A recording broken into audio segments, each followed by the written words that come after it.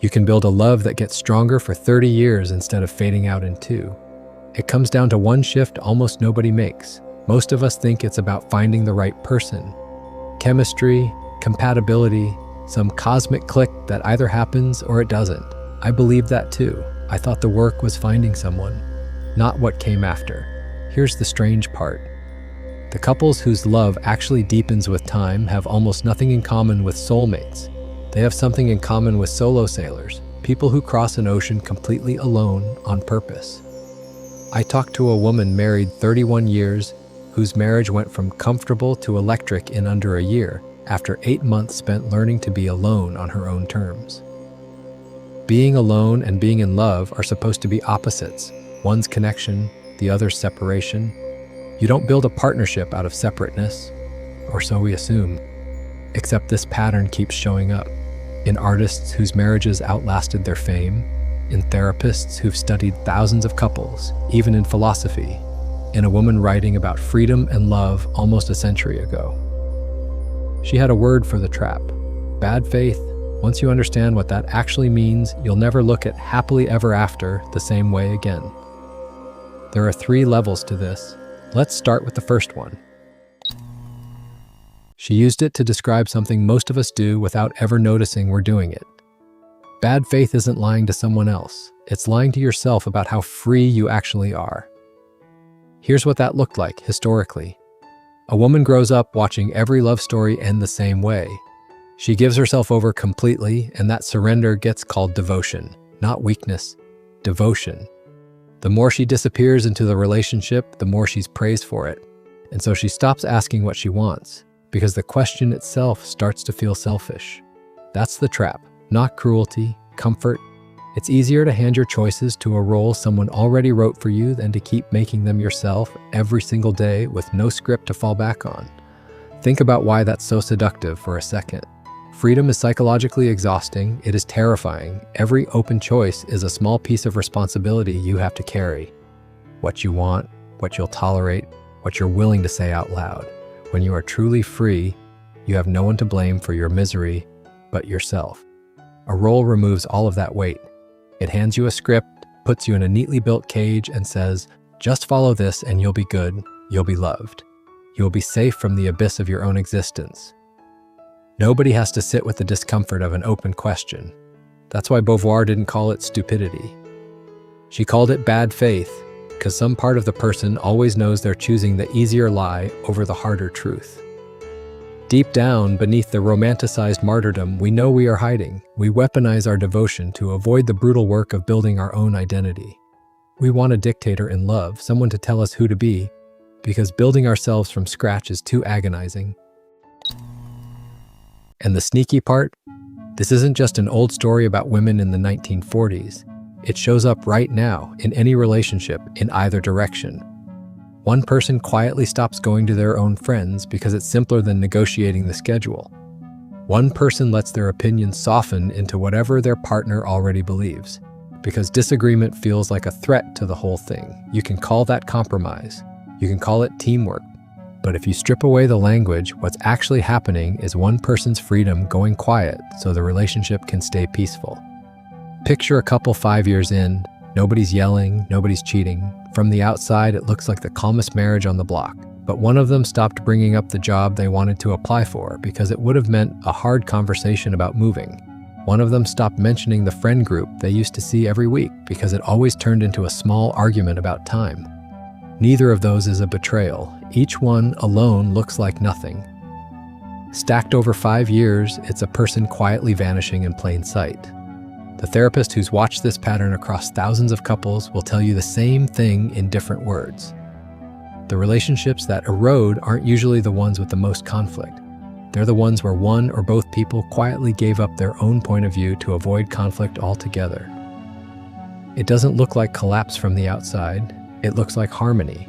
That's what makes it so easy to miss. You can't point to the moment it happened because there wasn't one moment. There were 1,000 tiny surrenders, each one too small to fight over. But the unsaid things do not evaporate. In the dark psychology of human interaction, suppressed truth always metabolizes into something toxic. It turns into passive aggression. It turns into dead bedrooms. It turns into a hollow, haunting resentment that sits at the dinner table like a ghost. The peaceful marriage becomes a graveyard of unlived lives and unspoken truths. And this is where it gets uncomfortable, because most of us have done a version of this and called it love. We mistake the silence of the grave for the peace of a home. Think about it from the other direction for a second. If disappearing into someone else were actually the goal, if the fusion itself were the prize, then the couples who merge the most completely should be the happiest. Same opinions, same taste, same daily rhythm, no friction anywhere. That's not what happens. Beauvoir's argument cuts against exactly that instinct. If two people become identical, same beliefs, same interests, no separate inner life left to speak of, the thing that drew them together in the first place starts to starve. Desire needs distance to survive. Not distance as in coldness, distance as in otherness. The fact that this is a whole separate person with a mind you don't fully have access to, making choices you didn't script. There is a brutal truth about human nature here. We are terrified of what we cannot control.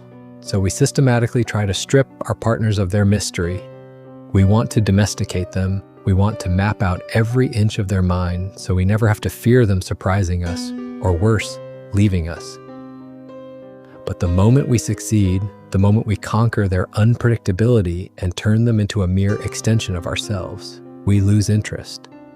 The predator/prey dynamic softens into a boring domesticity. You've probably felt this without having language for it. The version of a relationship where you can finish every sentence, predict every reaction, see every conversation coming 3 moves ahead. It's stable. It's also strangely flat. Something that was alive when you were still discovering each other goes quiet once there's nothing left to discover. Ask anyone who's watched a couple merge into a single identity over decades. Same phrases, same jokes, same opinions on everything. And they'll usually describe the marriage as peaceful. Almost nobody describes it as exciting.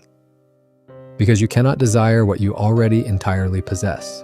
When you consume your partner, you are ultimately left alone again, staring at a mirror. There's a poet, Rilke, who wrote about this almost a century ago in a letter of advice to a young man wrestling with exactly this question. His idea, in short, real love isn't 2 people merging into one thing. It's 2 separate, whole people who choose to stand near each other, to protect each other's solitude instead of erasing it. 2 individuals who remain fully themselves and who touch and greet each other across that distance. That's a strange way to describe love if you grew up on the soulmate version. 2 solitudes, not one fusion. But it aligns perfectly with the most brutal Stoic reality. You are born fundamentally alone, and you will die fundamentally alone. No relationship can cure the existential isolation of being a human being. Most people use romance as a drug to avoid looking at that void. They use their partner as a human shield against the coldness of existence. But Rilke and the Stoics ask us to do something much harder. Look at the void without flinching. Accept your solitude, and once you do, you stop demanding that your partner be your savior. Once you sit with it, it starts to explain something that the fusion model never could. Why the couples who seem to genuinely still want each other after decades are usually the ones who never stop being 2 distinct people with their own opinions, their own friendships, their own inner weather. The spark isn't hiding somewhere in the relationship, waiting to be rekindled with a candlelit dinner. It's hiding in the fact that there are still 2 people there, not one. Still something left to discover because neither of them fully dissolved into the other. They are 2 travelers in the dark, walking side by side. So if fusion isn't the goal, and disappearing into a role isn't the goal, what actually replaces it? This is where Beauvoir's version of love stops being abstract philosophy and turns into something closer to a daily practice. Real connection, in her framing, isn't one person submitting and one person leading. It's not a power arrangement dressed up in romantic language. It's what happens when 2 free people, each fully in charge of their own life, choose, again and again, to stand next to each other anyway. And notice the word choose. That's doing a lot of work. Because here's the part people get wrong when they first hear this idea.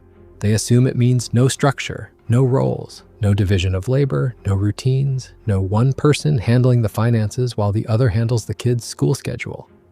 That's not what it means at all. You can absolutely have roles in a relationship. One person can cook every night. One person can be the one who remembers birthdays or fixes what's broken or handles the money. None of that is the problem. The problem is only where those roles come from. Did you sit down at some point and actually choose this? Because it fits your strengths, because you're better at it, because you like it? Or did you just inherit it the way you inherited your eye color because that's simply what people in your position are supposed to do? Same behavior, completely different meaning underneath it. A couple where the woman does all the housework because she consciously decided that's the arrangement that works for her life looks, from the outside, exactly like a couple where the woman does all the housework because she was never given another option to consider.